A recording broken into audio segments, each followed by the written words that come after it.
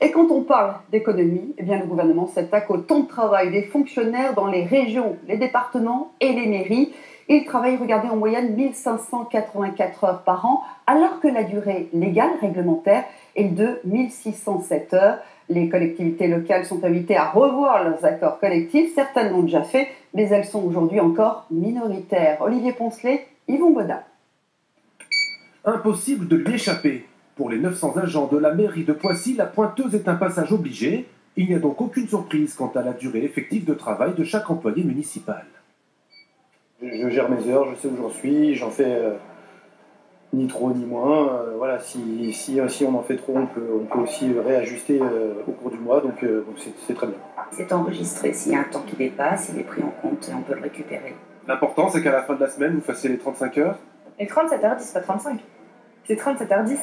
37h10 par semaine, mais à la fin de l'année, le compte y est. Le maire a fait son calcul. Tous les agents de la ville de Poissy font effectivement leurs 37h10 par semaine, et c'est badgé, avec une récupération de 12 jours en RTT, qui s'ajoute aux 25 jours de congé. Et ça fonctionne très bien. À l'arrivée, on est bien à 1607 heures par an pour les quelques 900 agents de la ville de Poissy. Comme Poissy, seule une collectivité sur 5 applique réellement les 35 heures. En moyenne, dans les collectivités territoriales, ce serait plutôt 1584 heures. En cause, des accords sur les 35 heures plutôt généreux et une particularité pointée du doigt dans un rapport de 2016.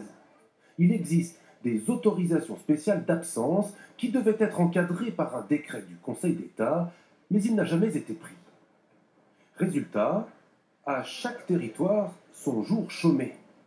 La fête de la nation en Corse, celle de l'abolition de l'esclavage en Outre-mer, les fêtes religieuses en Alsace ou encore le jour du président à Rouen par exemple. Si toutes les collectivités passaient vraiment 35 heures, d'après le gouvernement, 32 000 postes de fonctionnaires pourraient être supprimés. Mais augmenter le temps de travail n'est pas chose facile. À Rennes, comme ailleurs, les réticences sont fortes. Travailler plus et passer aux 35 heures équivaudrait pour ces salariés du conseil départemental à faire 6 jours de plus par an. Les horaires qu'on fait, qu'on peut travailler très tard le soir, quand ce soit rémunéré, j'estime que c'est plus grave, on en a besoin pour se reposer. Ce matin, ces fonctionnaires ont donc manifesté pour conserver leurs 33 heures de travail hebdomadaire.